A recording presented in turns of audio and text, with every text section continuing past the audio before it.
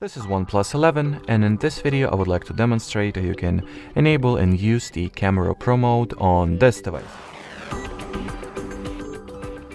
So obviously, to begin with, let me quickly launch the default camera app. Then at this little list of available mods, you gotta swipe all the way to the left until you'll stumble upon the More section. Among the camera modes that are presented in a More page, you will be easily able to find the Pro mode, so enter it, and basically the Pro mode provides you with more manual control over the pictures that you will make. So for example, while at it, you can manually set the ISO value, manually change the shutter speed, the value for the exposure parameter,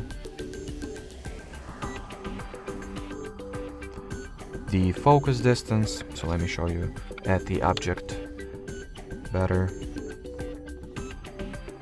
So it's too light currently, which is strange if you ask me, but like, okay, whatever. And you can also manage the value for the white balance as well. And that would be pretty much it as far as the Camera Pro mode goes.